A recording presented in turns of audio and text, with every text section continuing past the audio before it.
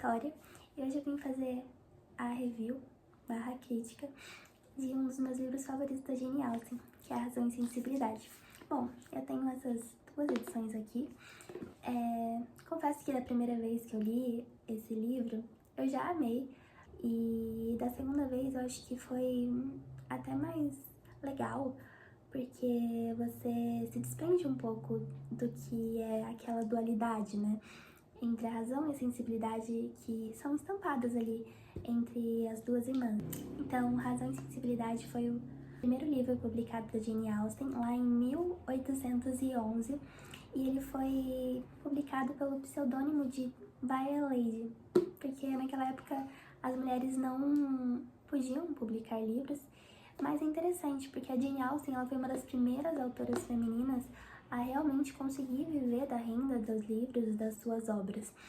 Então, ali em 1833, teve uma grande explosão ali das vendas das edições da Jane Austen, justamente pelas ilustrações. Então, eu vou deixar umas ilustrações aqui, tem umas bem bonitinhas, eu adoro ver.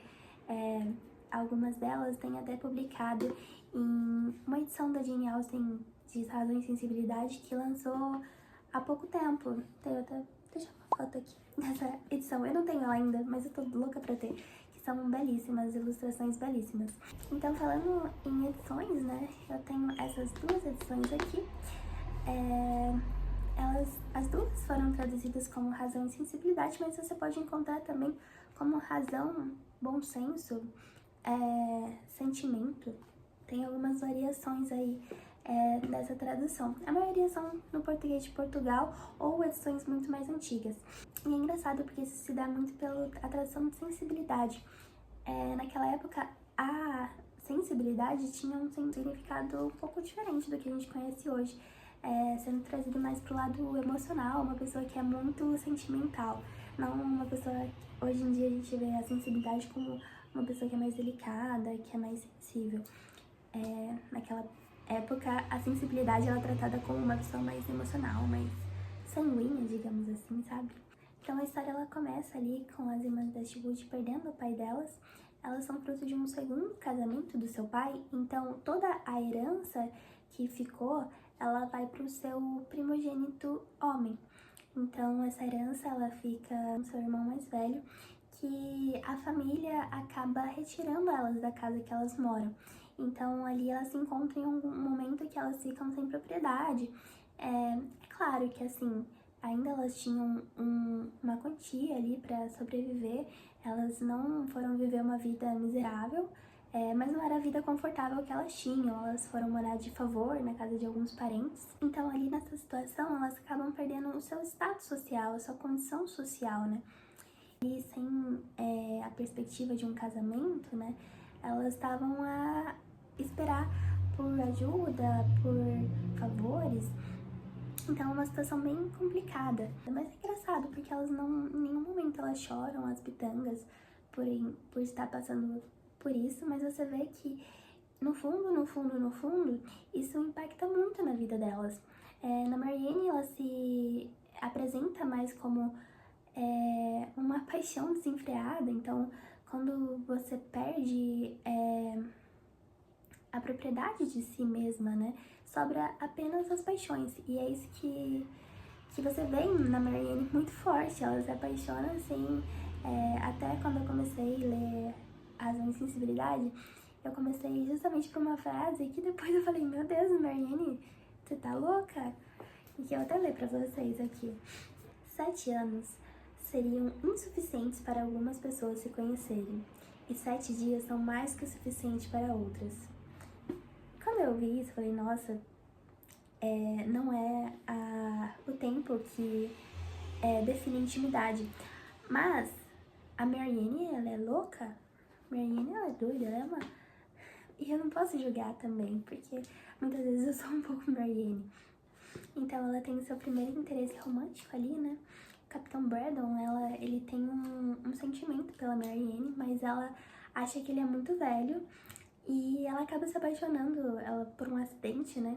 Ela acaba se apaixonando pelo Willoughby.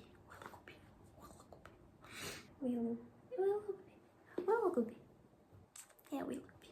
A Marianne, ela vive uma sensibilidade intensa, ela se apaixona rápido, ela vive exatamente pelos seus sentimentos e até as suas paixões. Quando ele cita, né, das coisas que ele gosta de música também, ela fica, tipo assim, ela fica eufórica. E é interessante, porque aos princípios você começa a ficar com uma raivinha da Eleanor, tipo assim, meu, deixa sua irmã. Mas você começa a ver que a Marianne, ela é bem passada. E já a Eleanor, ela é mais contida, ela é mais racional, ela é mais analítica. Até o interesse amoroso dela, vou até ler aqui uma parte, ela se sente até que não merecedora desse amor, então ela fala: não tenho nenhuma certeza do seu afeto por mim. Há momentos em que parece duvidosa a força desse sentimento. Não é de admirar o meu desejo de evitar qualquer encorajamento da minha queda por ele, crendo ou chamando de mais do que é. Então, na Eleanor, ele se apresenta mais como um controle, como um não pertencimento. Então, até o seu interesse romântico, que é o Edward, ela entende que ele talvez tenha um sentimento por ela, mas ela não aceita. Você vê que a Eleanor, ela tem um jeito mais de, talvez até se negar de sentir amor, de não se sentir merecida. Então, e até em alguns momentos você consegue ver que a Marianne, ela tem esse sentimento pelo Edward e ela acredita que ele também seja recíproco, mas ela não consegue aceitar que isso seja verdade. Então ela consegue colocar diversas coisas na frente pra dizer que aquilo não é real. Ela sofre por dentro por não viver aquilo que realmente o coração dela é inclinado a viver. Até nesse primeiro momento, nenhuma tá certa, realmente, né? As duas vivem pelo excesso, pela falta de temperança das suas próprias emoções. Eu vejo, né, a Eleanor e a Marianne, claro que a Marianne de uma forma mais visual ali, né? Que você vê, nossa, essa mulher tá louca. E você vê elas como escrava das suas próprias paixões, escrava dos seus próprios desejos. A Marianne, você vê ela como uma escrava da sua intensidade, e a Eleanor mais escrava daquilo que ela reprime pra ela mesma. O amor só vai ser conquistado por elas no momento que elas encontram esse equilíbrio entre a razão e a sensibilidade. Muito interessante, tem gente que não gosta muito do final a Marianne, no final ela fica com o coronel lá, e tem gente que não gosta, porque acha que ela não merecia ele, porque ele é mais velho, né, também. Mas eu acho ele tão fofo. Então elas só conseguem alcançar o amor quando vem junto desse equilíbrio, essa maturidade emocional, com esse autoconhecimento, né? Aqui spoilers, né? No momento que a Marianne, ela fica doente, depois ela fala que a partir daquele momento, ela vai ser que nem a Eleanor, que ela viveu para os outros e agora ela vai viver por si.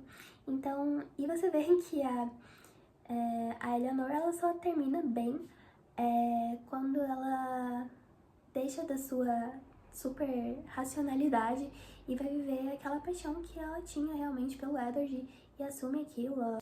Então, eu acho que a partir desse momento, né, você vê que não é apenas mais um romance de época, mas é uma reflexão mesmo, de até que momento, né, a gente é levada pelos sentimentos, até pela nossa super hiper racionalidade, de deixar de viver o amor, de deixar de viver coisas que o nosso coração é inclinado. Elas só conseguiram amar realmente quando o amor, na verdade, não era uma fuga para elas. O amor era o amor, como ele tem que ser. Mas é isso, gente. Você já leu Razão e Sensibilidade?